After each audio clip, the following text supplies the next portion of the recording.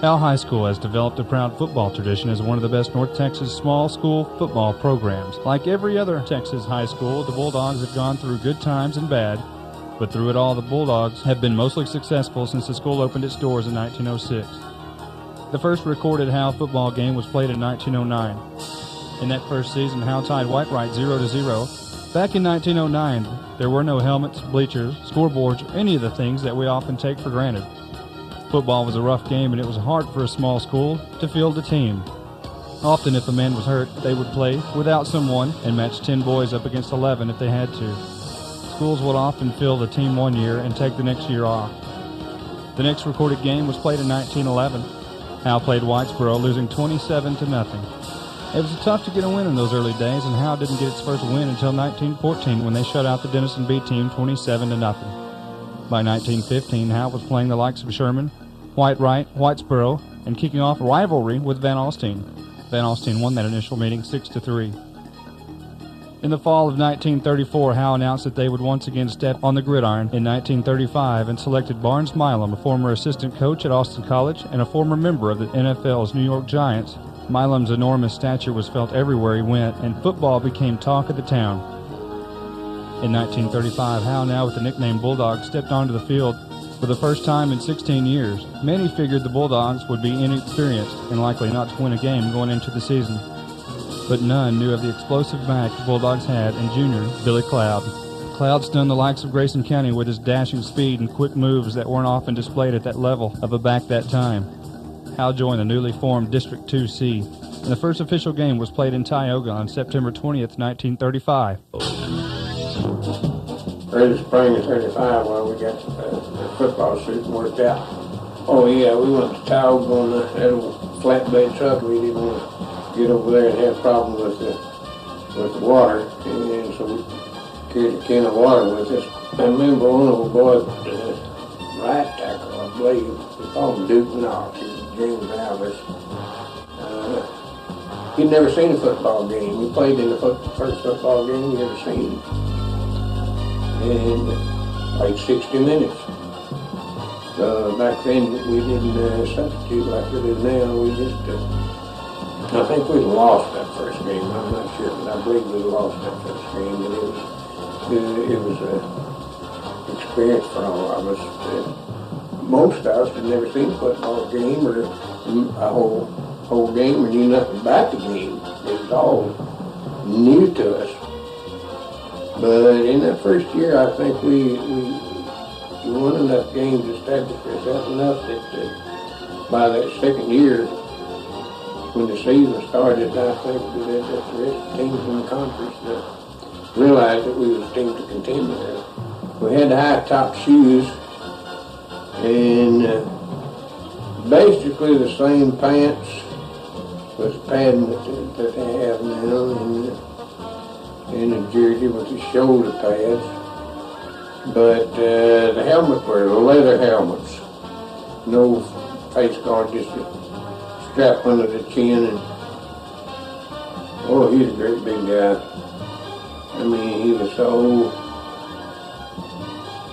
at least 250 and probably 6'6", I'd imagine. And he'd been 7 feet tall, if it wasn't for his feet. About half of him turned out for feet. They called him foots. He went by the number, 14 or something. He'd get great long feet, about that long of them. Still got scars them moves from his feet. So he'd get us down in there. Any of the players would get us down in position, you know, we was going to. And when it hiked the ball, he'd kick you right in the butt. And he'd get out there and he wore a suit too when he worked out.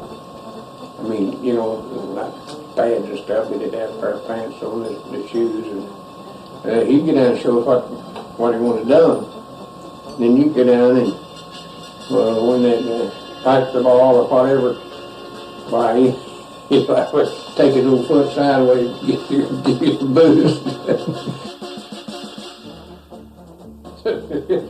It's Johnson grass pasture. Yeah, out by the railroad track, north of the G and that, north end of that. Well, where it is now, we didn't have it at the facility, just Johnson grass patch had been mowed down. They got there. All it amounted to was a goalpost on each end of the thing. That was Bulldog Stadium. We suited out at where the old middle school was. Coach didn't bring us nothing, no water and nothing. We just brought football and we worked out. And then we didn't do what we were supposed to. Coach would have us take a bunch of laps around the field. He'd get out there with the rest of the team and he'd kind of forget you. Man, we was thirsty. Well, we got to stopping at the gym and drinking our ice water at the gym. Till the guy that runs the gym got on and told the coach about it. We had to stop that. Everybody had a nail piece that we hung our clothes up in, and then we go in and take that cold shower in the restroom and kind of community thing type of shower. And some of those cold days, it didn't take too long to get a shower. We were in shape.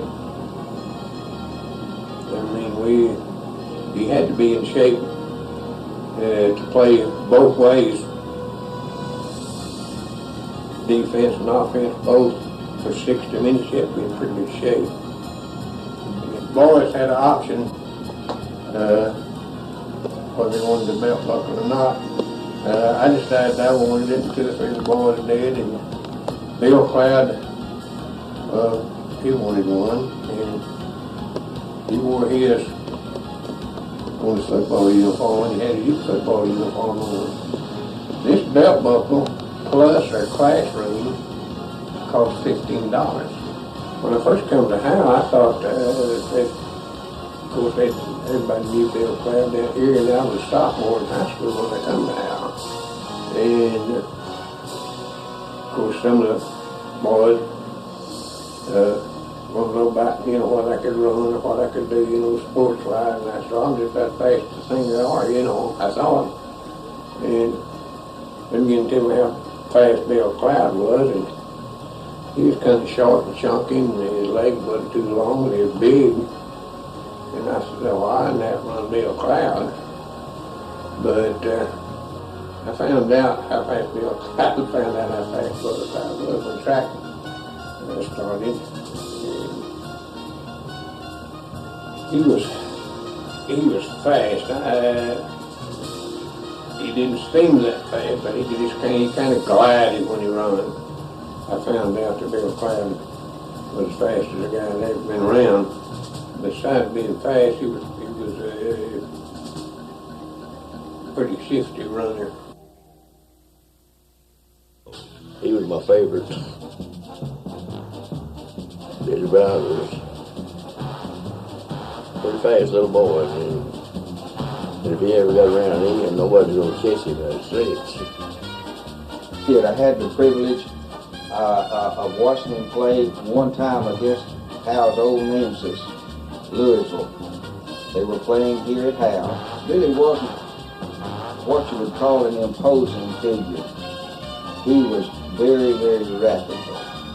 He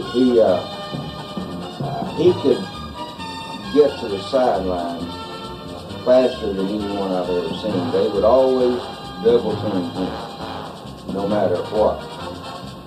And he was an exceptional player too. Not just because of speed, but he was an exceptional player. The Howe Bulldog players were in a major dilemma to start the 1942 season. Coach McDonald was gone and no other coach was there to fill the void. The players were not about to let that stand in their way. They went to Superintendent Charles R. Thompson, and he told the players that if they were serious about playing, then he would drive the bus.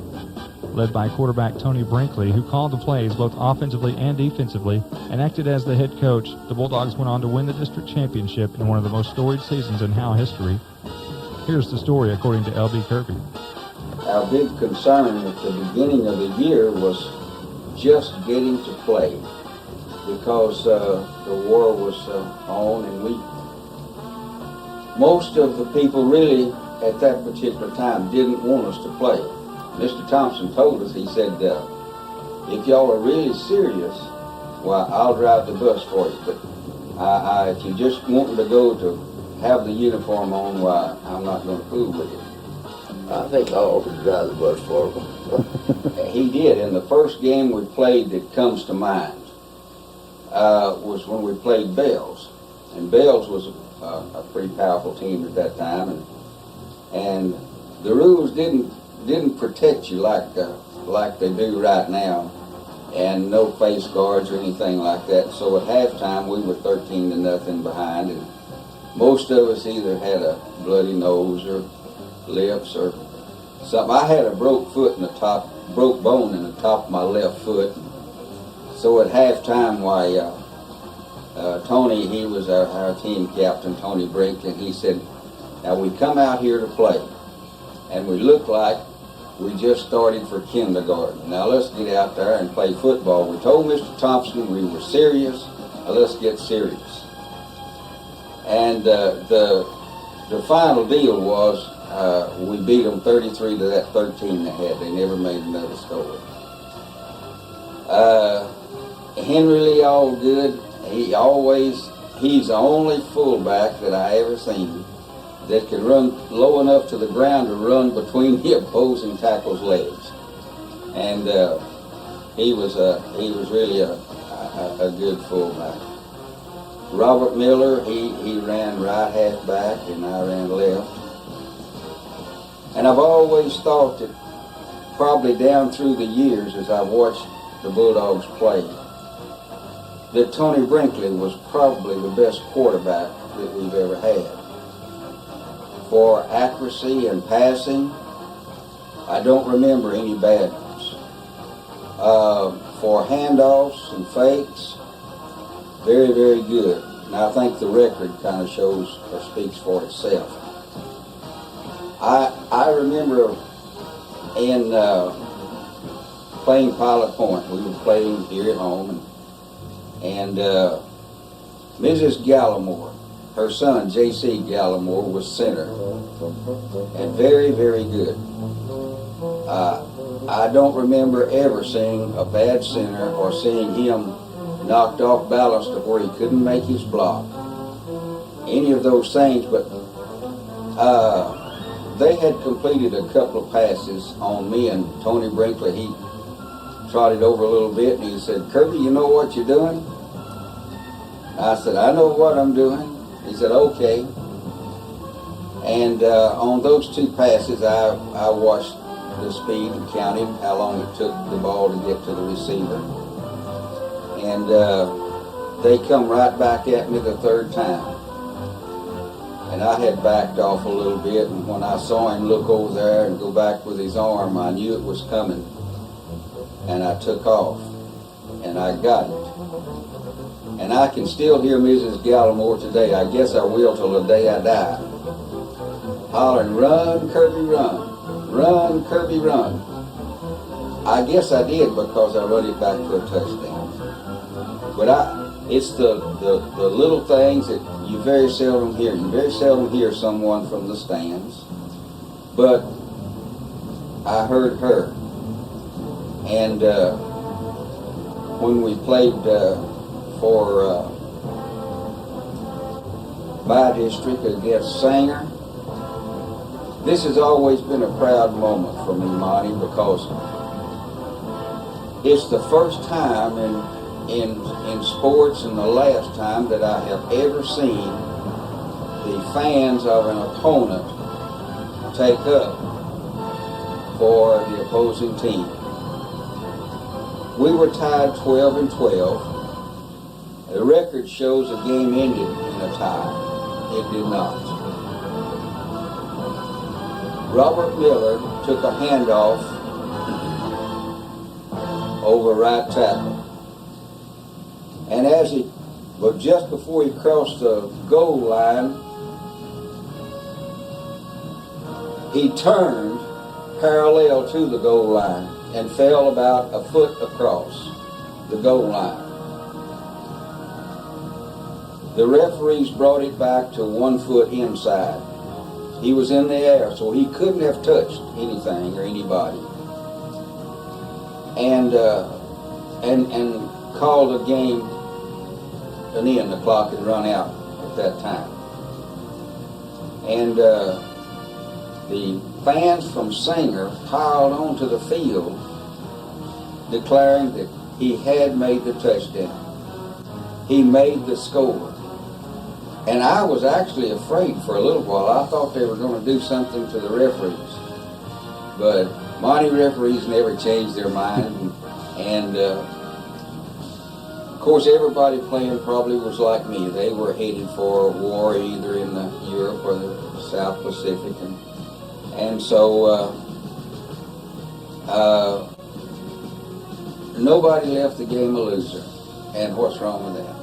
It was almost unreal. But I suppose the driving force behind it, Monty, was Howe had good coaches in the past and good teams. I believe that they had won district 6 years in a row before us. And the thought of us being the first team in that length of time to lose was a driving force that was almost unbelievable. In workouts, our thoughts through the day, the next game coming up, no way we're not going to lose. We're just not going to lose. And eventually we discovered that we didn't have to lose. They had some bigger than we were. They had some probably just as good. But I guess desire to win has a lot to do with every game, whether you win or lose, no matter what it is. And we could not stand the thought of losing. We couldn't. Tony Brinkley was, I would say Tony Brinkley was the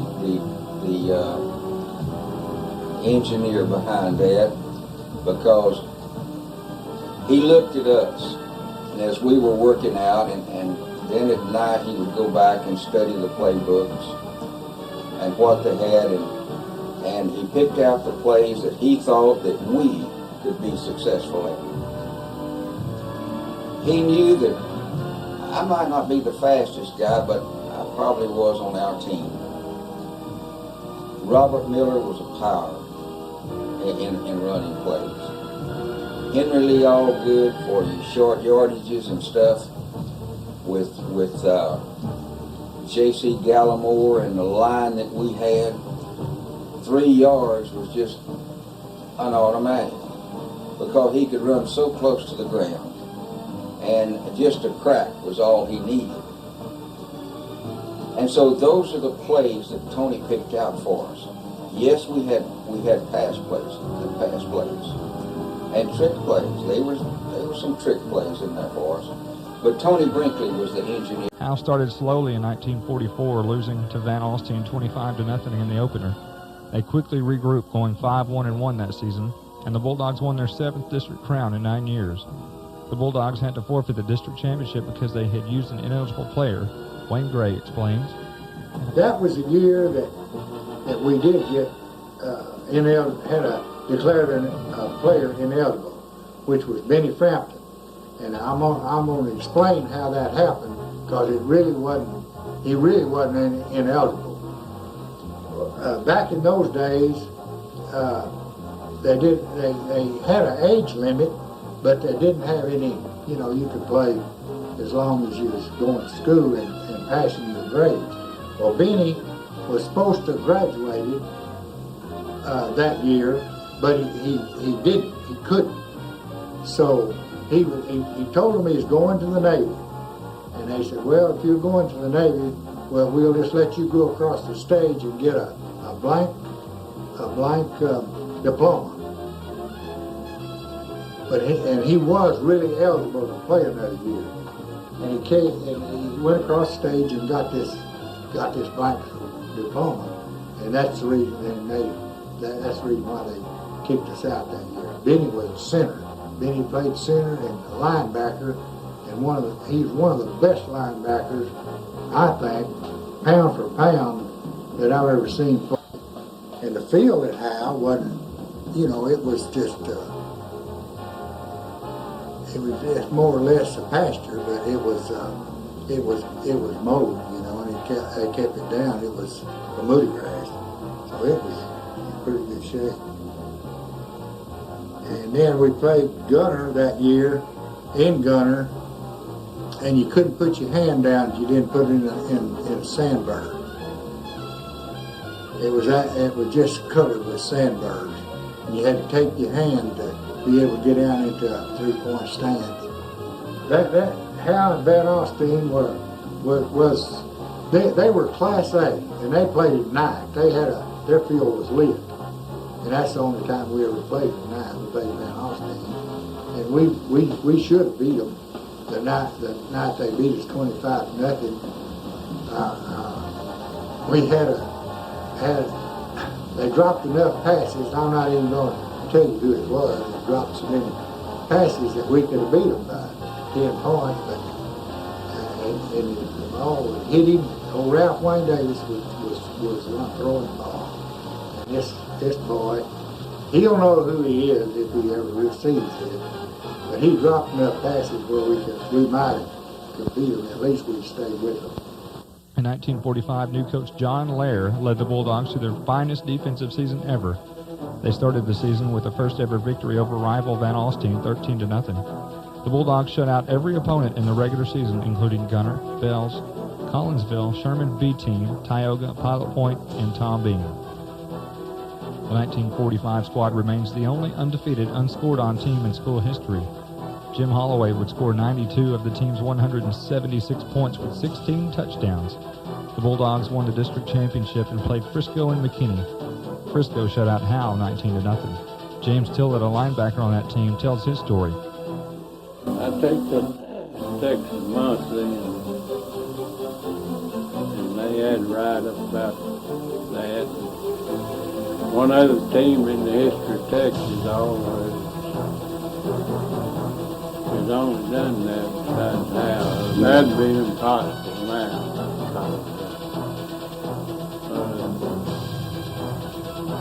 Fall school, they didn't have real good passing team, but we did come up with a pretty good passing game. Jim Holloway played left half pass, and I played right half pass. We run off the Notre Dame shift in single wing. We always run a 6-2-2-1. Two linebackers, two quarterbacks, and one safety in the middle. The 1946 team gave up 19 points in 10 games to become the best defensive team in Howe history. The Bulldogs had 7 shutouts and finished the season 9-0-1. The 6-6 tie with Pilot Point, however, cost the Bulldogs a playoff spot. Howe shared the district championship with Pilot Point and for the first time had the label of co-champions. James Tillett gives his review on this. Yeah, they made one more penetration. They were undefeated and was the next to the last game of the season. That's the biggest game I ever saw at one of their games up there because everybody played their games early to come to that game. I think all of Van Alstyne was there. My feeling was I didn't see that last game come, and it's disappointing, but really Pilot Point was supposed to beat us. I think they scored a few more points on the opponents we had. More stuck in there. Everybody got them in tight.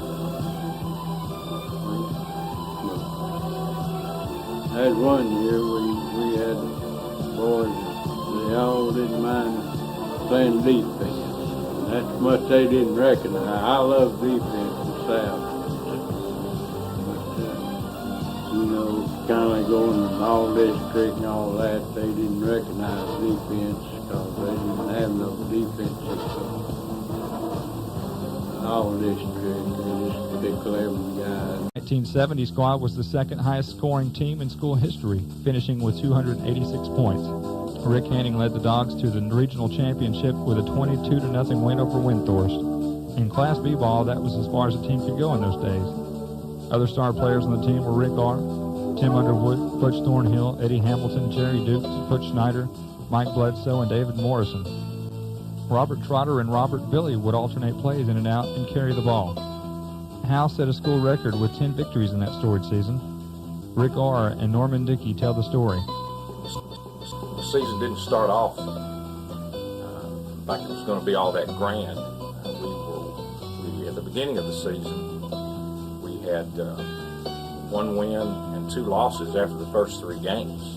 And things looked pretty bleak there for a while.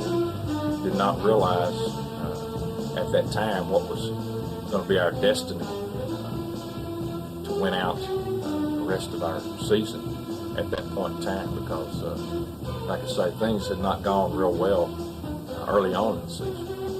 We started that season, we won the first ball game, and we lost the next 2. We lost to White Rock and we lost to Crandall. And the game with Crandall, we fumbled on the 1-yard line with 30 seconds to go. We got beat 12-7. We were inside the 5-yard line. It was pouring down rain, and I was to carry the ball on the inside play. The ball was never exchanged. There was a fumble ensued, and they recovered the football. And with just a little bit of time left, they ran the clock out. So we ended up losing the game 12-7. So we go in the field house, which everybody's soaking wet from all the rain and muddy. And after some soul searching by everyone on the team, it was decided that it was our time. We had what it took. We were capable, if we asserted ourselves, of going on, finishing out the season successfully, representing our district in the playoffs, instead of having to sit in the stands and watch who else won the district and another team perform out there in the playoffs. We were ready for it to be us. And so that's the mindset that we had from that point forward. I think we started to come together as a team after that game. That loss brought us together, in my opinion, was probably a big turning point in our season. We went forward, won our remaining non-district games, and our district schedule was going to be tough early on. We faced Prosper in the first district game in Prosper, and they had a good team. I don't think we were picked to win that game, but we did. We won by a couple of touchdowns. I don't remember the exact score. So we won our opening district game. Our second game of district was against Salina. So here we played Prosper the first week, and now we're having to play the team that's picked to win the district. And they were favored in that game, of course, playing us at Howe. We had the game, I believe that the game was on a Saturday night. I could be wrong about that, but I remember a lot of people being there, people who would ordinarily be at their own football games. So I could be wrong about that, but I thought that the game was played on Saturday. Of course, the night before, the fact that it was homecoming, we had a bonfire, and people were in a large amount of people in attendance to that. We knew we had to be home and ready to play. Of course, it was Friday night, bonfire. Everybody was, adrenaline was flowing and everybody was pumped up. And so not all of us got home by curfew, which was probably 10 o'clock or so. The next night, right before the game, when we were getting ready, and everybody was dead serious. I mean, there was a big crowd of people there. Prior to the game, Coach Dickey addressed the team, and he was dead serious. He was more serious than it seemed like he normally would have been. And he brought up the fact that some people the night before had been seen out after curfew, some team members, and he was really disappointed. Break the curfew, would be something maybe pretty minor at this given time, but then, this was the biggest game of the year, and he had seen some people out after curfew. Well, I was one who was out somewhere, possibly visible to him if he were driving by the right location. And I didn't know who else. I knew of a couple others, friends that were in that same situation. So we're all sitting there listening to him, and he said, we're not going to do anything about it now. We've got a game to play, but we'll take care of this on Monday. But I just want you to know that you better go out there and you better play your very best. You better give an outstanding effort. And so that was some extra motivation on top of the motivation we already had to win. So we went out and did what we had to do and won the game 26-0. And it was upsetting. No one expected us to beat Salina, even though we were playing in Howe. That wasn't expected. They had a pretty good team. It was a hard-fought game, even though the score was 26-0. I mean, it was a hard-hitting game, and we prevailed. And we were in the lead now for the district championship, the outright lead, with the only remaining teams who were not very good, who were not very competitive. And so now we're all of a sudden the toast of the town. So we gathered there in the locker room, and Coach Dickey addressed us, and he brought back up that fact after congratulating us and telling us we'd done a good job and was proud of us. He brought that back up about breaking curfew. So we asked, outright, he just said, I'm not going to single anyone out, but I just want to see a show of hands. So let me see your hand if you were out after curfew. Well, about 7 or 8 hands go up. And he gets this surprised look on his face because he'd only seen one person somewhere like at the Dairy Queen. And so the rest of us, we just voluntarily raised our hands thinking that maybe it was us because we were close enough in the location where he might have been that he could have seen our vehicle or seen us and suspected that we were and knew that we were out after curfew. He said, okay, we're going to not worry about this. We're going to celebrate the victory tonight. We'll take care of this on Monday. Well, on Monday, we had to run wind sprints. He put Coach Adams in charge of us. And Coach Adams thought that wind sprints were pretty much the cure-all for anything that might need to be taken care of, that was the answer. And so we ran wind sprints every day, the 7 or 8 of us that were out after curfew, or the 7 or 8 of us at least that held our hands up. We ran sprints every day after workout for the rest of that week before staying out after curfew. The night before the biggest game of the season for us. So we went on and continued throughout the district and won the rest of our district games and were the outright district champions. First time since 1946. But that wasn't enough for us. We were really coming together. We'd come together as a team. I think the difference between our team from 1970 and some of those previous teams that we've been associated with was that we just had a common goal in mind.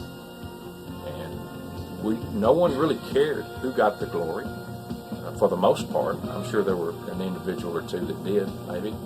But for the most part, we had one goal in mind. We wanted to win. We wanted to win the district championship. We wanted to be the ones representing the district. We wanted people to come and see us play.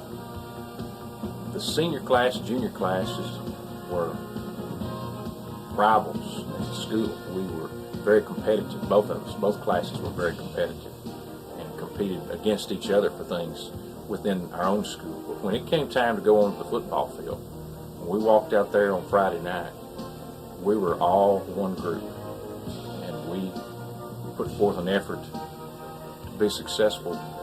And as far as individual goals and accolades, that was not the common goal.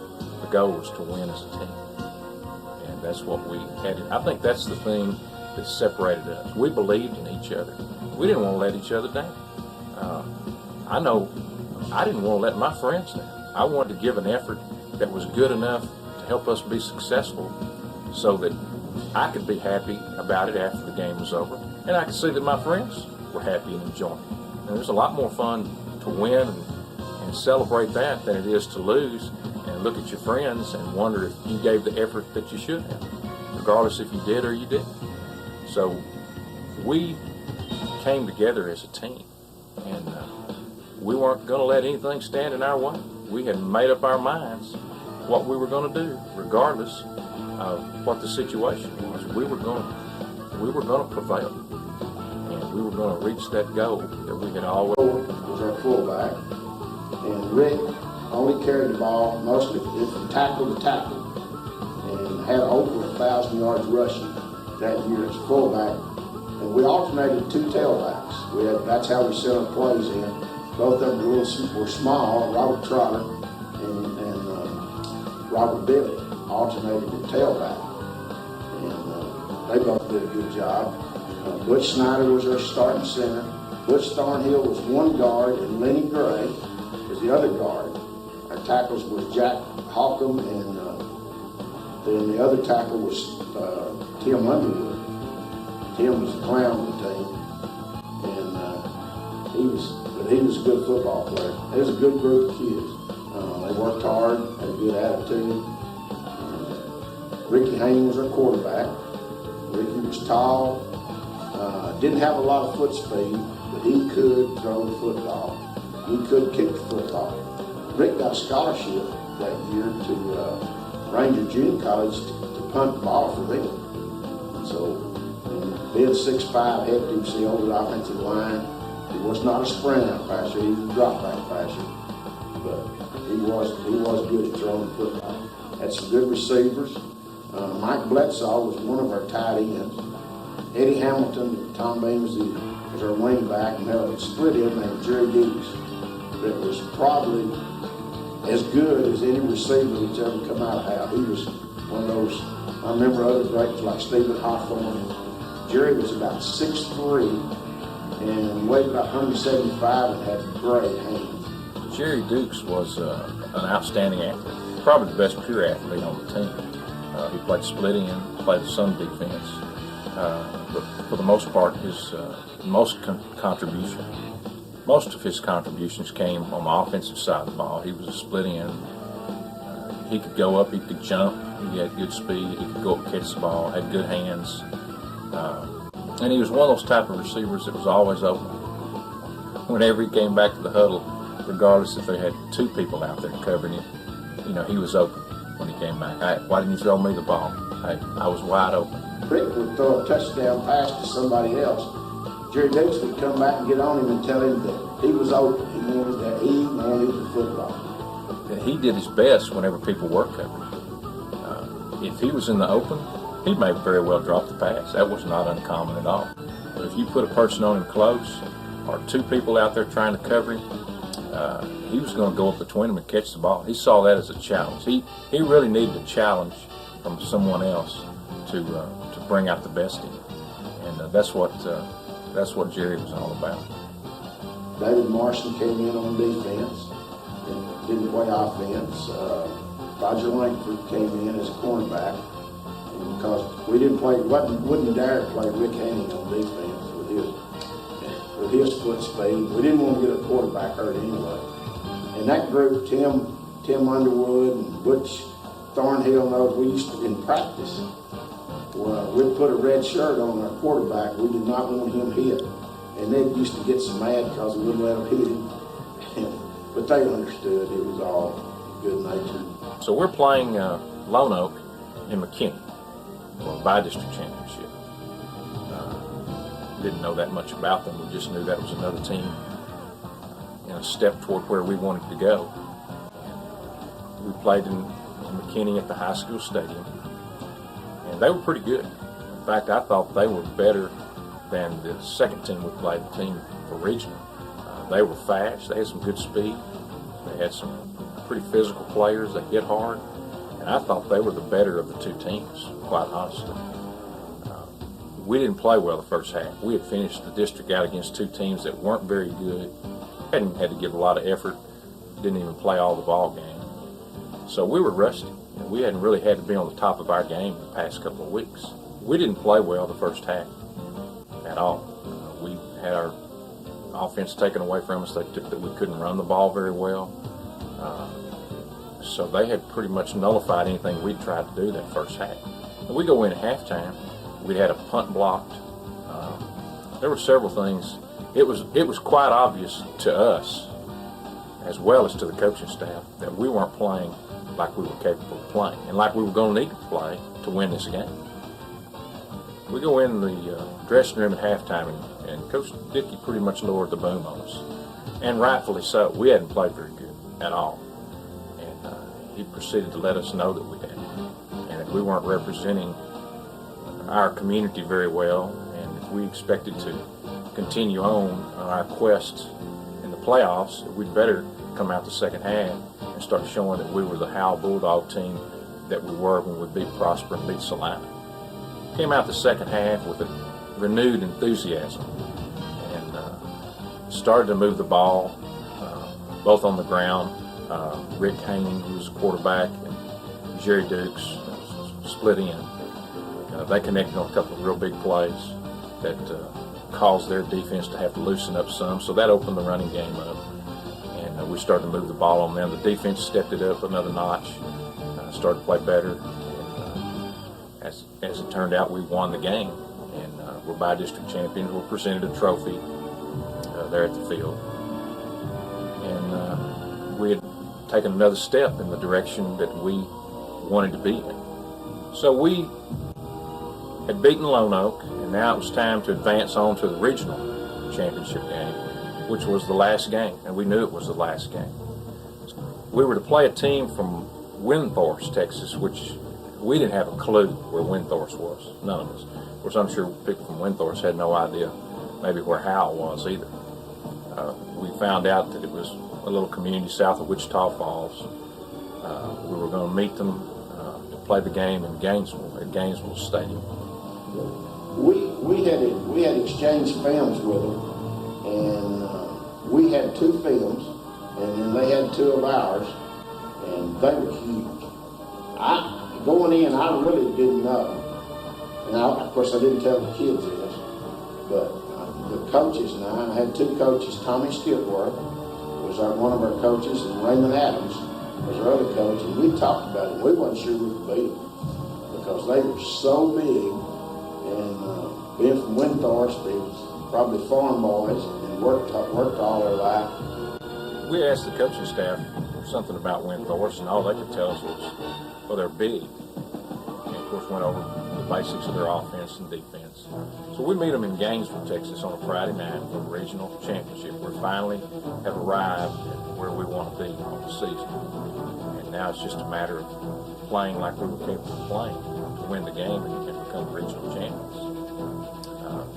We got there, I think, before the other team did.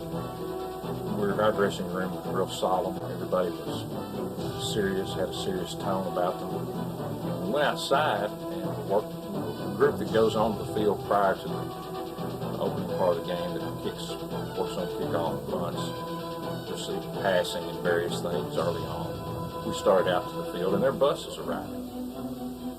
Well, these guys were hanging out the windows. They were beating on the side of the bus with their arms and hands and hooping and hollering, and we didn't know what to think. We didn't know if these guys if that's the way they approached every game, if they were just trying to intimidate us or what it was. They were making plenty of noise when they got there. So it was a little bit unnerving. You really didn't know in the back of your mind if this was how they prepared for every game or not. But anyway, they seemed to be pretty enthused about the situation. And when they got off the bus, we took a look at them, and sure enough, they were pretty big when they came off that bus. We started the game, and there were a couple of turnovers early, and I voluntarily tell you that they were my fault. So our defense had to stiffen immediately in that game, keep them from scoring and taking the lead. And they did. We rose to the occasion and played good defense and stopped them. And we managed to put together some drives and move the ball down and score. We were ahead at halftime. It was a tough ball game. I think the best I can remember was something like 7-0 at the half. And then we scored twice in the second half. But they looked awful tough. Had a big old quarterback, about 6'3" or 4", and weighed about 205 pounds, which was good size back then in 1970 for backs. Now, today, it's not real large for kids, but back then, that was pretty good size. It was an exciting time. It was an unbelievable feeling. in a couple of ways. We were so excited about finally accomplishing what we knew we could accomplish, and maybe not everyone else thought we could. There were a lot of mixed emotions after the game, at least I know there was on my part. We knew this was the end of it. Regional championship was as far as you can go. There were 8 teams left in the state who were regional champions in Class B, and they were never to meet each other. There was not going to be a state champion. That's just the way the rules were drawn up at that time in the UIL. So we had played our last game. So we were excited, we were thrilled to be regional champions, but on the other hand, we were disappointed that we couldn't go any further. We wanted to continue playing. I think a group of us went to Coach Dickey that next week and said, hey, whoever this next team is, tell them we'll meet them halfway or we'll go to their place and play. We just wanted to keep playing because we were at the top of our game and we were having fun, and we really wanted to be finished. We didn't want it to be over. I mean, that's Texas. Friday night high school football. You're out there playing with some of your best friends. It doesn't get much better than that. And when you're in your teenage years, that's some of the best times you're ever going to have. I think the legacy of the 1970 football team will be one of a group of guys who weren't necessarily the fastest or the most talented or the biggest team that has come through that community over the years. But we had a common goal in mind that we wanted to attain. And that started way back after that third ball game. We said, we don't like feeling this way. We don't like this feeling when we get beat. We don't want to be known as one of those teams from Howe that was almost good enough. You almost were good enough. You got to play for the district championship, but you didn't win it, but you were almost good enough. You were pretty good. We didn't want to be one of those. We made our minds up right then and there that we were going to do more than that. We were going to be a team that was set apart from the rest of the teams that we've been associated with. And that's no slight to any of those teams. I'm just saying we had a goal in mind, and we were going to reach that goal one way or the other.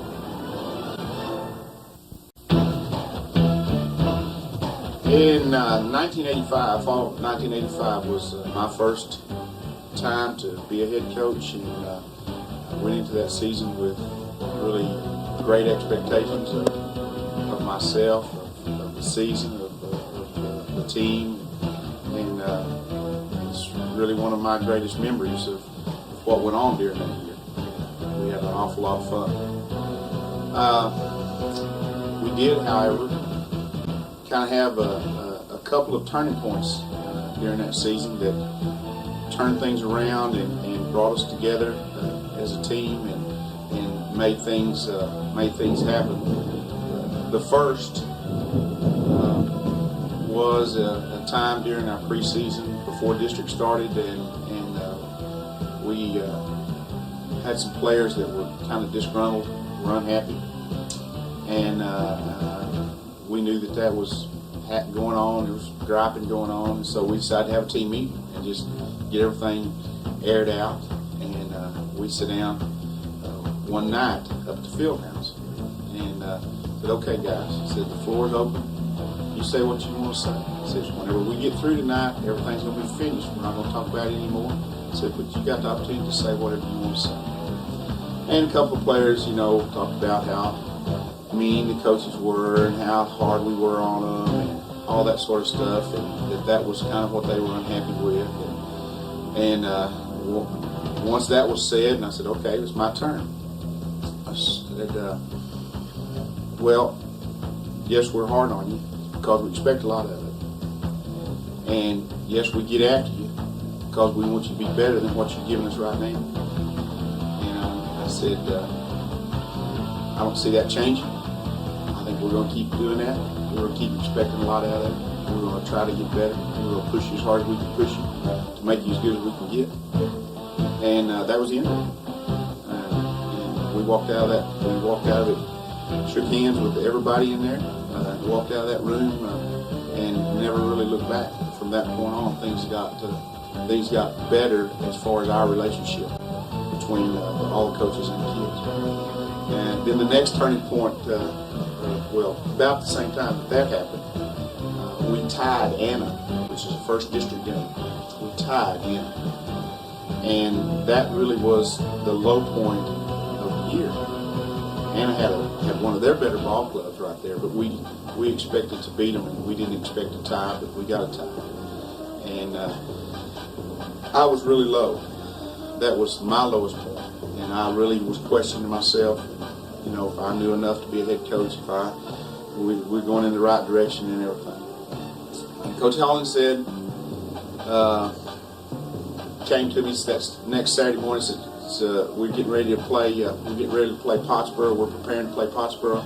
It was a week after we came back that next week and had an easy victory over, I think, Tom Bean.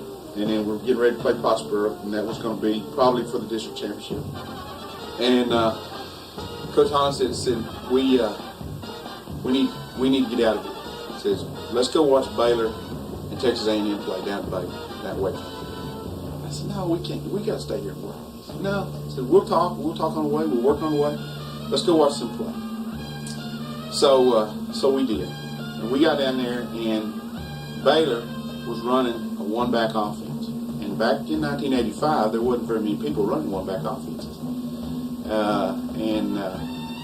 They were doing some things that we really enjoyed watching, and they were beating a better Texas A&M team through this offense. And Coach Holland said, got the last 2 tickets available in that stadium. We're in the top corner watching this football game. And halfway through the third quarter, you know, I said, you know, we can do this. He said, yeah, we can do this. We watched a little bit further. He goes, Coach, we can do this. I said, yeah. I said, we got the kids that can do this. So we drew up all the way home. We turned the lights on in the car, and we drew up plays and everything we could remember about what went on in that football game on the way home. And came Monday, we brought the kids into the field house, got on the chalkboard, and I came up with this bull story. I'm up on the chalkboard, and I said, okay, guys, says I know we weren't here Saturday. You guys, you know, y'all came up to the field house and you didn't, we weren't here. We went on a mission. One of the kids, when we said we weren't here, one of the kids back in the back, I remember very plainly, dedication, Coach, dedication. And I said, no, we were on a mission. I said, we were called by Coach Taft down at Baylor to come help design something that he could beat A&M with. And I said, Coach Holland said, and I thought, and we finally came up with this offense. And I drew up our trip set with the one back and drew up the double crack. And showed the kids, and boy, I was hitting that chalk on the board and everything and making it pop, and the chalk was breaking off, and telling them how Baylor used this to beat A&M, and we were going to do it. And up to that time, Stephen Ogle had been playing wingback for us.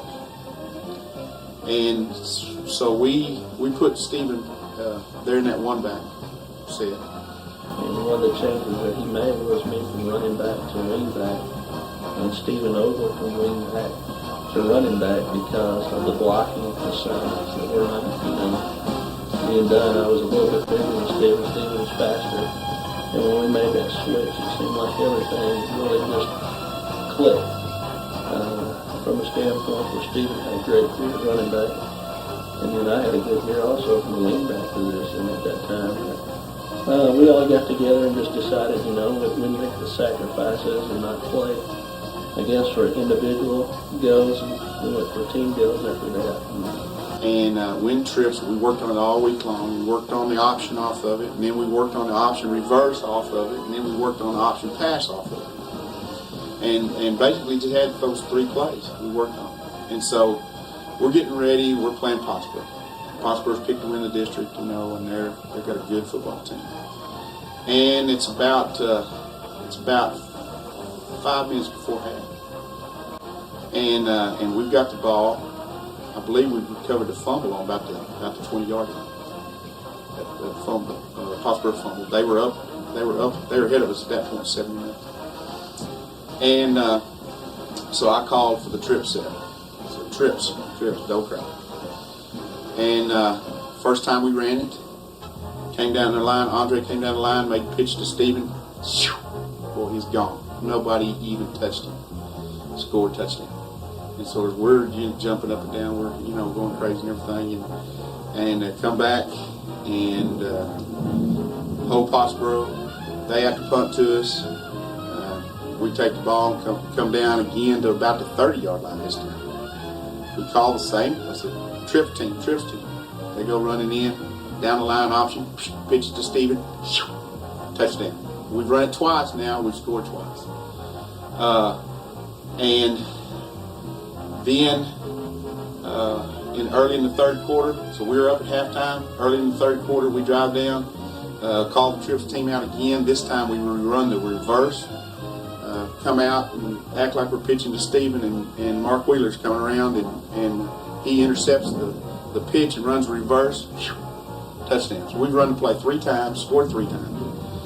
From that point on, that offense was a super key ingredient to the rest of the season, and everybody believed so much in the offense that we developed it a lot further, more than just those 2 plays, and we got to throwing the football out of it, and that was really the beginnings of later on, years later, when we used one-back offense and one-back sets and things like that. But that was really a defining moment, I guess. I'll never forget this. We beat Whitewright. We go over to Whitewright. Now, Whitewright has only 1 loss of the year at that time, and we had 2 losses and a tie at that time, so they had a better record than us, and this was for a playoff spot. We beat them. We knew we were in the playoffs. Again, we have a caravan going to Whitewright. We drive out of town, the band's playing, and people are out on the road cheering for us and stuff. And Sammy hyperventilates and can't breathe. We got a sack over his face, and we beat Whitewright that night 70-0. Lined up and just destroyed them. It's 35-0. 35-0 at halftime. And of course, they didn't have any dressing rooms over there or anything. We're on the bus at halftime talking to the players. And I'm giving the old speech, it ain't over till it's over in the bus, and we got to play this second half and everything. And I said, it ain't over till the fat lady sings. That's what I said. Mark Wheeler's sitting right beside me, he's sitting right in the seat right in front of me. And I said, it's not over till the fat lady sings. And Mark Wheeler looks at me and says, Coach, would you like my mom to start singing for you? And after that, he just couldn't keep a straight face. and I fell out of the bus laughing, and everybody died laughing, and we scored 35 more points the second half. That was one of the things with Pryor. He was not the serious type all the time. It was when it was business, but when it kind of got loosened up, he could have fun with you, and you could expect it out of him. He came down to Van Alstyne for the district championship after Pottsboro lost. We beat Pottsboro, and then Van Alstyne beat Pottsboro, and so it came down to beating them, and we beat them 35-0, I think, down in Van Alstyne, and that was, I guess, the first of the great caravans. It probably took place many times after that in years to come, but boy, we brought a whole caravan of people. We were in the bus, and all of Howe was following us, and lights were, it was kind of like the Field of Dreams, where you see all the lights coming down the road and pulling into Van Alstyne, and just, they had a very good football team. Matter of fact, they went on into the playoffs themselves, but boy, we just destroyed them that night and beat them 35-0. When we played Van Alstyne, I can remember when we left the bus that Connie Fryer and Coach Fryer got together with all the parents in the community. And on the way to Van Alstyne, I can remember, I don't know how many cars, it was probably lined up 2 miles long as we went into Van Alstyne, lined up honking and supporting us all the way there. And one of the terms that I can remember was Ken Johnson's dad. He always used to holler, "How about them dogs?" And that was one of the phrases that, you saw in the paper and all that, and it became a pretty catchy little phrase. Team-wise, we had confidence. We beat some pretty good teams in district that were expected to beat us. And we really, at the end of the season, after the Anna game, we come on strong and really turned our season around with a few changes that we made. In the playoffs, we got Farmersville the first round. Donnie Fletcher, one of their good running backs at that time. He was just coming back. I think he got hurt in the district. They were bringing him back, and so Farmersville was expected to win that district. So it was like we kind of didn't get a break playing the second place team because they were probably the best team coming out of that district. We went to Bottom, we beat them 10-7. And then the following week we go to Garland, Homer B. Johnson, and play Grand Saline, the biggest 2A team I think I've ever seen. Averaged about 270 across the line. Grand Saline had the biggest bunch of kids you've ever seen. They were just huge, and they couldn't stay up with us. So we was a lot quicker. And then we played Groveton, who was the defending state champion and ranked number 1 in the state at that time. Groveton had no idea who the Howe was. You know, they had a big sign on their fence over there, Howe, who, their records. They were the team of the 80s, and they had a great team that year as well. And they scored 16 points on us in the first half. It was 16-0. And we go in halftime. We talk. We're ready to come out. We're pumped up and we're ready to come out. And James Simmons is sitting down on the floor, and he jumps up. We're yeah, let's go. And he jumps up, and he hits his head on the top of a refrigerated air unit that's inside this field house, and knocks himself cold. So we're reviving James and everything, trying to get back out on the field for the second half, and absolutely played a tremendous second half ball. We shut Groveton down. They didn't score any more points. Everybody that saw that game will always remember Stephen Ogle's run. We came out in our trip set and ran the option, and then we swung Stephen out. And he came down the line and really threw him a lateral pass. Looks like he just got a ball and bounces right back up into his arm. Stephen grabs the ball, picks it up, and all these Groveton kids are just right there on it. He's going to the right side, and when he sees there's nothing there, he cuts it back to the left. And everybody just kind of picks up blocks. And he stutter steps, goes forward, stutter steps again, 3 people missing. Runs forward, makes 2 other guys miss, and runs for about a 35-yard touchdown, and was absolutely the best run in offensive play that I've ever seen. It was incredible. You can't explain it just sitting here talking about it until you watch it on film and see how good it was. Because everybody thought it was a fumble, and then all of a sudden you see this guy going around the other side of the field for a touchdown. That really, I guess that made it 16-14 at that time. And you could tell everybody, the whole place went crazy. Even the referee at the end of the run, he was just held his hands up. Tremendous ball game. We were driving at the end of the game even, and finally didn't make the first down. We were on about the 35-yard line, and it was in the rain and the mud, and didn't make that last first down. Come up a little bit short on the scoreboard, but after it was all over, we found out that we could play with anybody in the state. And we go back, and some of us guys still talk about what if, because we had a 3rd and 1 driving late in the 4th quarter, and we pitched the ball, we fumbled, lost 8 yards, put us in a 4th and 8 situation. We weren't able to make it, and that was basically the ball game.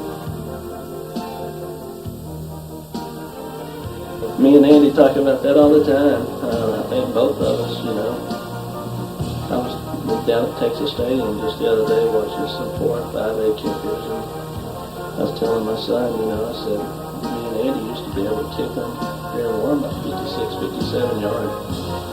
I said, but you'll never know under pressure.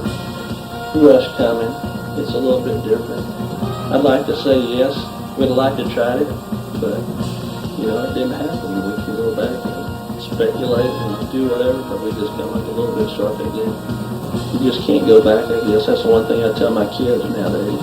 Don't ever sell yourself short because you never have a chance to make it up. I said, you don't leave it all out there. you'll never know. I said, you'll go back in life sometimes and wonder what if, but you only have one chance to do that.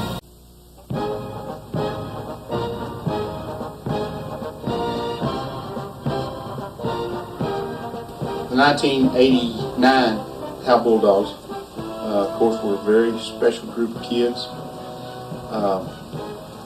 They were absolutely the best offensive unit, one of the best defensive units that I've ever coached.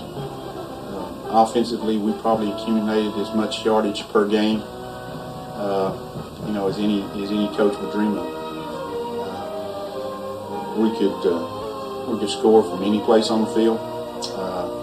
Had a bunch of guys that were very intelligent, that were football smart, and could do almost anything that we drew up in the dirt on the sideline. Say, hey, we think maybe this might work, and we draw it up on a clipboard or something on the sideline, go in, they could run it, knew what to do, and score. We ran the wing tee forever, and all of a sudden here we go to a run and shoot, throwing the ball, running with Clint and that front five we had. I just think we had a lot of talent. We spent a lot of time doing the things we needed to do. We had a lot of timing. I mean, we spent a lot of extra hours after practice on timing routes and things like that. I think Coach Fry did a good job of kind of explaining the expectations of what we needed to do and made us practice the things where we all kind of thought on the same page. We kind of expected what each other was going to do, and the talent that we did have with the hard work, I think, made it gel and come together pretty successfully. We started out the season pretty slow, and we knew we had a very tough preseason schedule, and we really wanted it that way because we knew that we were going to have a good football team. We started out playing Cooper, who at that time I think were ranked fifth in the state, and had two future National Football League players on their high school team.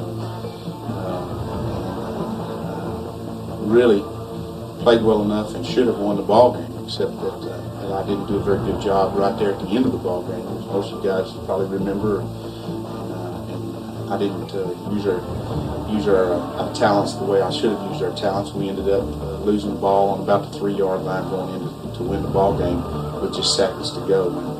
And something that I've always regretted, that I didn't do as good a job as a coach as I should have. Things happened real fast at the end. I made a mistake. We fumbled the ball. We didn't get the win. We could have got the win. It's something I take responsible for. The ball should have never been on the ground. But it hurts a little bit. But it's just maybe that's one of the things that we needed in order for us to have the success. I believe everything happens for a reason, and maybe that was a reason for us to gel and come together. The next week we go play down.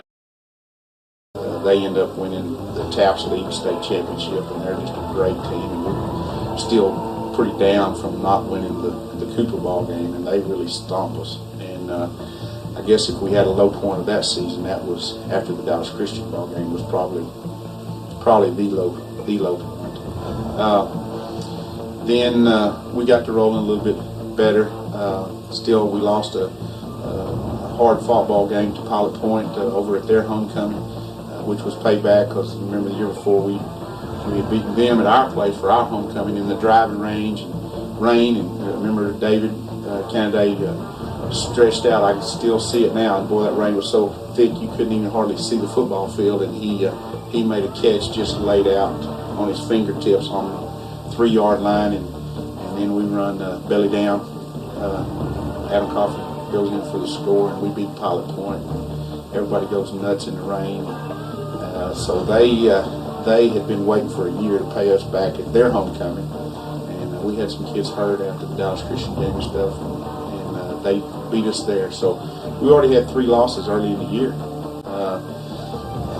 Last preseason game played Aubrey, played pretty well and beat them, and then it was time to go. Time to start rolling. One of the sweetest victories of my entire coaching career and of that year for all the guys was Slime. We went over to their place. They were picked to win the district. We go over their place and just really beat them pretty soundly. Everyone played excellent football. That's one of the things I remember particularly about that ball game, besides the victory, is we'd always had the expression of telling the guys, we would knock the snot out of somebody, or really hit them hard. And I'll never forget this. I've told lots of other teams later on in years about this particular incident. Jay, he's running right towards our sidelines. He doesn't see the Salina blocker that's fixing to come into him and hit him, and boy, the guy just lays him out. I mean, he just really lays him out. And Jay is laying there on the ground, and they go a little further before somebody finally tackles him. And I run over there and bend down over Jay and see if he's okay and everything. And he has a big old wad of snot right here on his jersey. So the term definitely had validity because Jay got the snot knocked plumb out of him. I woke up on the ground. Coach Fry, Coach Simmons, my dad. That's the first things I see, and I look over, and Coach Simmons was wiping snot off my shoulder pads. So I guess I got the snot knocked out of me. He was okay. He went on to finish the ball game. I thought we might have lost him with a concussion or something other, and he's really pretty tough guy. That ball game and the Van Alstyne ball game later on in the year, he kind of got knocked silly and was fine and finished both those ball games. And we went on that night. To beat Salina over there at their place, and that was one of those times when we're in the field house, and I know that something special is going to happen because of the intensity of the field house, the intensity of the players as they're getting ready to go out on the football field. And when we took the field, I felt pretty confident because I knew we were going to play well. I remember halftime, I think we was a little fired up. For some reason, we started beating on the walls and doing some chants and things like that. I got a little spooked myself. We came out and just pretty much tore them up. That was pretty memorable. It's always fun to beat G.A. Moore at his place.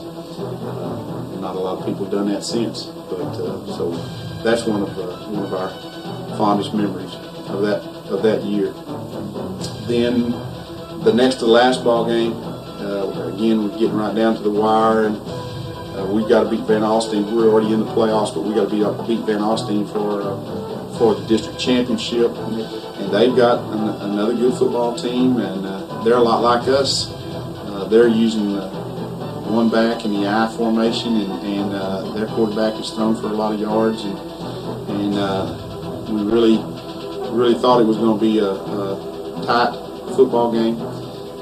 It really was pretty tight for a half, and again, I think part of that was my fault because when we got down there, I was so uptight. That was one of the few times, or one of the few games I can ever remember of nearly having chest pains because I was so nervous before the ball game. But I should have known it was going to be okay because it was just like the 89 or the 85 ball club when we went to Van Alstyne for the district championship, and all of Howe followed in behind the bus, and 15 minutes before the game, no one was there. No one was in the stands. No one was. We weren't in. We were warming up on our own field, and he got on the bus and came to Van Alstyne, and Van Alstyne people were waiting for us, and then we finally pulled in, filled the stands up in about 2 minutes, and someone said later that they said they knew it was over then. They knew they weren't going to win the ball game because we had come to town to win. Yeah, that was a tactic that was a bit unusual, but Coach Fryer, he was always good about doing things to motivate us and kind of psych out other teams and things like that. He was real big into tradition and getting the job done however you can. It was pretty neat. We kind of warmed up in our own field, went over there. I think Van Alstyne was freaking out a little bit. The second half played fantastic and ended up winning pretty easily. And I can't remember the exact score, but 35-24 and ended up winning a good, hard-fought football game, and that propelled us on into the playoffs with the victory over Salina and the victory over Van Alstyne. And then I guess one of the most painful periods in my life came that very next week. My mom died of a heart attack, and we were going to play the last game of the season against Tom Bean. We'd already won the district.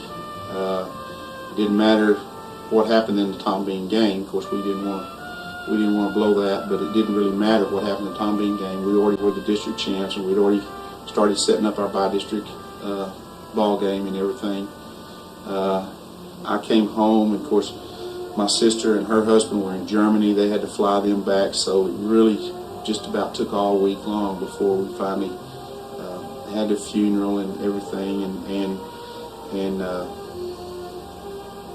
went up and stayed all night long up at the field house on that big white marking board we had there in the coach's office. And Mr. Simmons went up there with me, and I wrote out everything that needed to be done that next week and everything, and on that whiteboard, and gave all the instructions to all the coaches, and everybody just did a great job of picking up the slack and making things happen.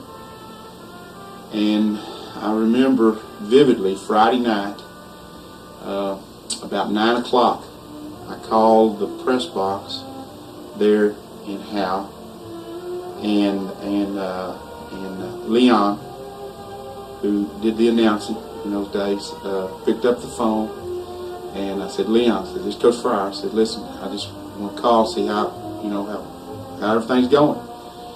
And Leon goes, oh, Coach Fryer.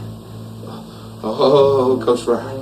And I was sitting there going, oh my gosh, what in the world is going on? And I think that we kind of struggled in the first half, and we'd already won the district championship. We were not real intense maybe into the Tom Bean game, and then I wasn't there, and so maybe we had some confusion about calling plays and things on the sidelines, and I don't really know what all was going on, but I don't think we played very well first half. But second half we got things straight. I think Coach Hill made a statement to the team, as I understand it, at halftime.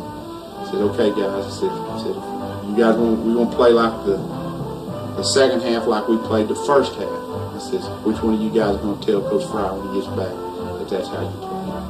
And I think from that point on, you guys got after pretty good and put Tom Bean away, and had a very nice ceremony afterwards with, of course, Coach Horner, a very good friend of mine from Tom Bean, and all his players came over and accepted the district championship trophy from Mr. Simmons, and made the statement at that point that they wanted to dedicate the rest of the season to my mom, and that was a very touching thing for me whenever I got back and saw that on video and heard that and everything. It made it a very special ending to what was a very special year. Fryer is probably hurt more than any of us here tonight. I know he wanted to be here. He could. He's always told us that we all have to work as one. And without him here, the team felt like that we were missing somebody. And we're going to all sign this football. It's going to be dedicated to him and to his mother. And we're also going to dedicate this district championship, this whole entire season to him in memory of his mom. Thank you. The playoffs, and Royce City. We were going to play Royce City. They wanted to play down in Garland, and he wouldn't hear. He didn't want to play in between. He just wouldn't listen. He said, "We're going to play on Williams Field in Garland," and that's the only thing he said, "Okay, I want to call that my home field." And I said, "Okay, we'll call Hal our home field if that's what you want to do." And he lost the flip. So we played a bi-district game there in Howe, Texas. It doesn't happen every day for a team to play their bi-district game at home. It was a big deal. The fans, or the support that we had from the fans and other people and the coaching staff, field was just painted up neat. There were a lot of people there. It was a playoff atmosphere. We didn't really play very well the first half of that game. If I remember correctly, they had a little running back, Stitt Robinson, and boy, I mean, he was just everywhere. First half, and we were, I think we were up at halftime, but maybe 1 point. We came out the second half and tell Hawthorne to kick the onside kick, because I really think this was the difference. This changed the game. And the thing I remember most about it is the onside kick. It was a very gutsy call, which totally turned the whole game around. Stephen kicked an excellent, perfect onside kick. That thing bounced up high, and you can see Thomas's Trox, those big red gloves, go up after the ball, get it, and come down with it. And from that point on, the game was over. And I think Clint Bray, I don't know how many yards he had, 200 yards rushing. And at the end of the game, we handed him the ball, and their secondary, it was like Pee Wee League. They didn't want any part of him, because he ran over them all that whole second half. I mean, just flat ran over them. They didn't want any more of it. Then the area football game, I wasn't so lucky with the coin toss. I lost the coin toss against Electra, and we ended up having to go to Wichita Falls in Memorial Stadium there in Wichita Falls to play Electra. It's about 35 degrees. The wind is blowing about 35 miles an hour or more, and it's coming right straight down the field. And they got a defensive tackle named Stephen Gaines, went on to play Texas Tech, about 6'2", 320 pounds, and he's just an animal. And Scott Nash, boy, I mean, all 185 pounds of Scott played one of the best games that he ever played against that big old kid. And we double teamed him a lot. We had to double team him. He was just so good. And we threw the ball when we had the wind behind us, and we ran the ball when we were running into the wind, and that was about all we could do. That was something that was a little scary for me as a quarterback coming in, because the wind is, it does kind of play with your mind a little bit when you're throwing the ball. But we came out and had some short routes, got a reverse going, some good runs. We made a call on the line of scrimmage. Right at the end, we changed direction. Scott Nash said something about it, turned around, we called it. Lucky for us, it worked. We got the end zone. It was a great victory, and I remember by this time, you know, we've got everybody going with us to games, and they've got all kinds of signs and banners, and the moms had built had made this flag for us, you know, and that Walker kid, I think, was running up and down the sides with that flag after the ball game was over and accepting the trophy.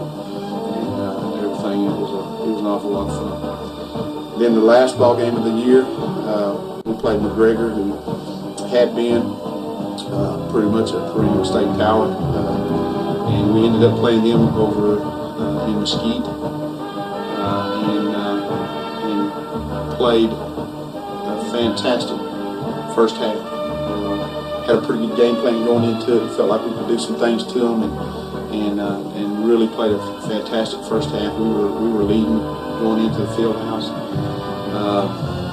at halftime, and the fumble bug got us a little bit the second half. We fumbled a couple of times on our end of the field and gave them 2 easy scores and ended up losing that ball game. But it was a great ball game. Of course, they had a great team, and we did too. All those things are just really. Howe coach Jim Fryer left after the '89 season with a record of 41-16-1 at Howe, the best winning percentage since 1947. And undefeated Bells coach Joey McQueen would fill his shoes with Bulldog magic. I guess Bulldog magic, you know, myself coming back as a second-year head coach and coming back to a town like Howe where I've been an assistant, my wife had come up with a slogan called Bulldog Magic, and you know, we were coming back to a place where we had coached some kids as sophomores, and coming back to also Howe where we didn't have very many starters coming back. So I was excited, and we needed something to keep us going because they'd been very good the year before and the year before that, and that's where it came up, about for my wife. We started with a midnight practice with our new coach, Coach McQueen, and we were very much disciplined that year. We ran more, I think, than I've ever ran in my life. Came in with a new attitude of discipline, and that's exactly what took place. It's a lot cooler than being out there in 100-degree weather. I enjoy it. Nobody expected us to do that much. And I guess what stood out in my mind the most is, we started out the year 2-4, something like that. We started out horrible. Came into the season, we were 2-4 at one time, and it looked pretty dim.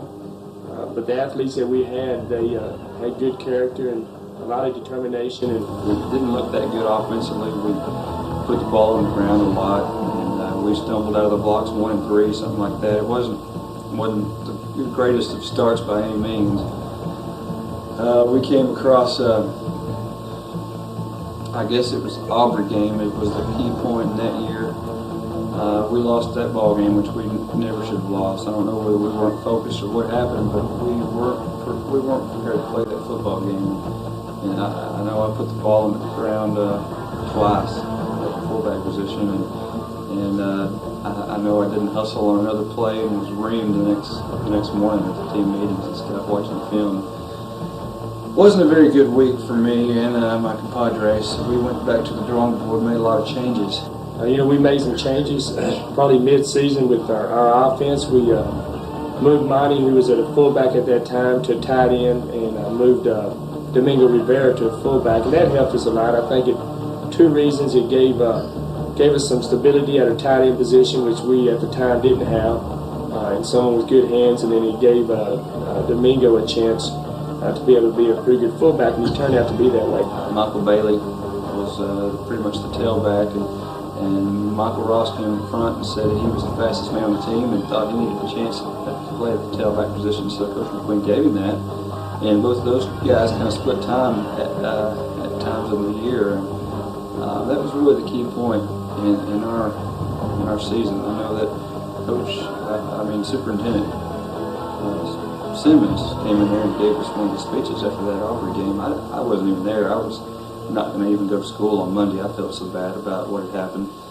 But that Monday, Mr. Simmons came in there and gave a speech to the team that really turned the club around. And after that, we won pretty much every game. We came the very next game we beat White 75-0 with the new offense that was placed. So, things were turning around quite a bit. Defense was great all year long. We never had a problem on defense. Coordinator Billy Gill, he's probably one of the best defensive coordinators I've ever seen. He just knows how to put kids in place, and he definitely did his job with us. Coach Hill, best defensive coordinator we've ever had, by far. Well, for the defense, from that standpoint, of course, that's the place that we did have some starters coming back. We had about 5, defensive starters coming back, and they blended well with the group that was coming up, and with the things that we wanted to do on defense. I thought it was a great mixture with the speed that we needed and the aggressiveness that we needed in order to be able to get upfield and do the things that we wanted to do. And it was just kind of a special blend. Those kids, especially coming back off of '89 where we did so well and so many people didn't expect anything out of us the next year. And I think it's a situation where we had a group of young men who wanted to prove something. That the seniors from the year before weren't the best team that had ever come through, Howe. That this is junior and senior class coming up, like I said, kids like Wade Carson and Matt Cavender and them, and they wanted to step up and show that they could play ball too. And it was just, once we got a couple of wins under our belt and got into district, things just got on a roll. Everything we did worked. We had, I think, probably one of the biggest things about that ball club is that we did a great job on punt returns. We had people back there who could return punts, and so when we stopped you on defense, it became a great offensive weapon for us. And that kind of took a lot of the adrenaline out of the other team when they sit there and, they punt and they get a 40-yard punt off and it's run back for a touchdown or it's run back deep in there on the end of the field. And so those things, I think, just kind of fed on each other. And then as the season went on, of course, our offense, Michael Bailey, Domingo really started picking up, got confidence, and it's just, I said, it's just one of those things that one thing fed the other, and it just wound up being one of those years that you dream about. As the last game of the year, in order for us to get into the playoffs, we had to beat Bells. It was a game at Bulldog Stadium. We got to play there at home, and this was Coach McQueen's former team that he left to come here to Howe. So it was very interesting, guys. There was a lot of media hype around it, and Bells was picked to be a lot better team than we were, and we were somewhat of an underdog. And they got up big, and Joe McMillan scored on a long touchdown pass from Wade Carson, and then we had to score in order to advance. And Michael Ross had a long run, which was actually the game winner. We won 12-11 to sneak into the playoffs. And we had to play Salina, so it was not over. We had a tough matchup in Salina. They were top ranked in Class 2A ball, and nobody gave us a chance to win that football game pretty much. Everybody counted us out. We were 18-point underdogs, something like that. Everybody told us that we couldn't win, we couldn't do it. They were a team who was picked high in the state, and I think we were 35th. And we'd heard earlier in the week when we were playing them that they were already buying T-shirts that had by-district champs. So I went over to a T-shirt place in Sherman and bought a T-shirt, an orange T-shirt that had Salina Bobcats by-district champs, and I took it to the pep rally. One of our assistant coaches, Steve Simmons, was speaking, and he gave a great talk at the pep rally. And I remember our kids opening up the bag and seeing his T-shirt, and they ripped it apart at the pep rally. And he told us about how they were just respecting us and showing us that they were going to walk all over us and not even think about how. And we took that shirt that he displayed and we shredded it. And each player wore a piece of that shirt on their uniform that night in some way, and we were so fired up that Salina didn't even have a chance. When you have emotion like that and you desire to win a football game, it doesn't matter if you're the smaller or slower or whatever.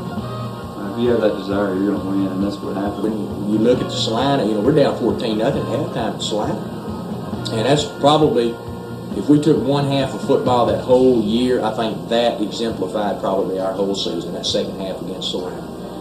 We could have rolled over and quit, and we didn't, or y'all didn't, and played great defense the second half, gave them nothing.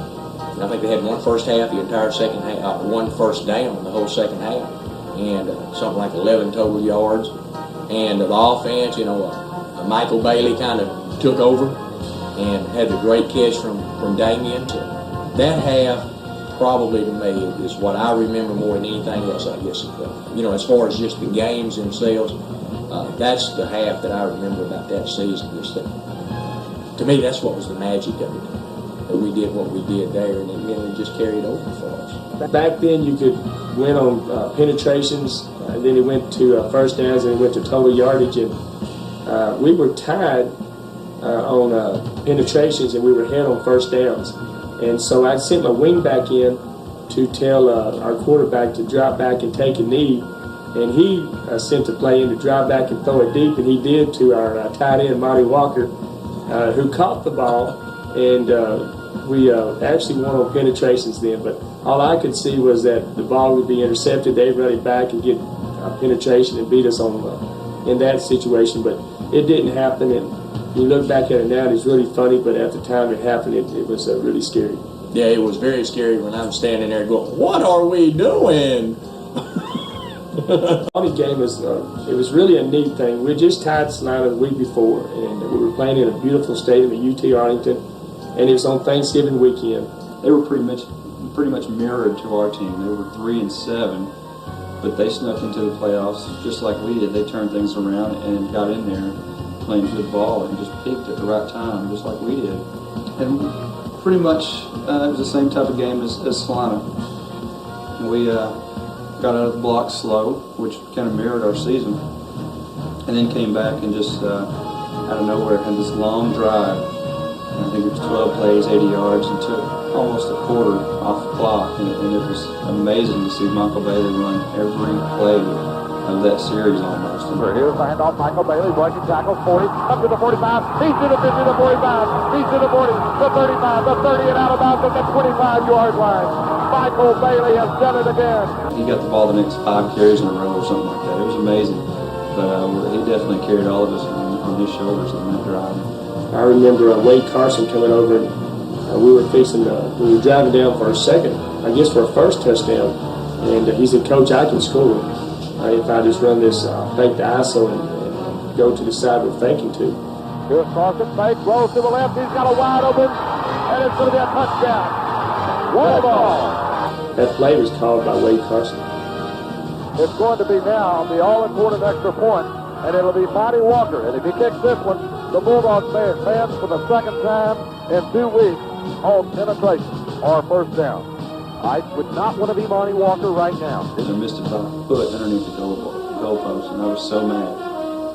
I was shocked. I didn't know what, I was going to be the GOAT of this storied season, and I didn't know how to take that. And I see this little yellow hanky over there on the side. It is offsides against the Aldi Cup. What a break, PK. It did not get any closer than this. Almost with a minute left in the game. And Monty Walker will have another chance to try this extra point because of the offsides by Olney. And they'll move it down to the 1.5-yard line. We're lining up again. Scott Grogan's my holder, and he didn't talk to me the whole time. He didn't say one word. He wasn't going to jinx it. He didn't talk to me. It's like I had a no-hitter going or something. Make it or break it time for the Howe Bulldogs right now. Monty Walker will have it about 3 yards closer, 2.5. Here's the kick on the way. No good. It is good. It is good. It was a line drive kick. I thought it went under the goalpost, but it was good, and it had to be good by a hair. How did he make that? I have no idea. It was almost the exact same kick as a moment ago. It's just amazing. I was happy, but I was so mad at the time too. I was happy that we had tied it and we were going to advance, but I was so mad that I didn't put it right down the middle. I didn't want to make any question about it. I wanted to put it right straight down the middle. The kick is what always, that's, when you've got to have it. And fortunately, they were offsides the first time, Monty, and so you got your second chance at it. And you did swirl it through, but that's, hey, it all counts, right? And I think I threw my helmet off the sidelines, and the thing about I was so mad though that I kicked off the next series. I kicked off to Olney, and I was the first one down there and just leveled the guy with the ball. I was so mad. I probably talked a little trash to him too. That was probably if Salina was the best game, that may have been the second best game. But what was neat about that game is we had some crucial injuries in that game. Sean Stevenson was lost to a broken leg. Chris Hartwell was lost to a broken arm. And, our kids never gave up. We had some injuries that didn't end the season for some of the others, but they played through them. And because of that, that's what I remember the most about the Olney game. The next week we lost so many people. We advanced to play Mark.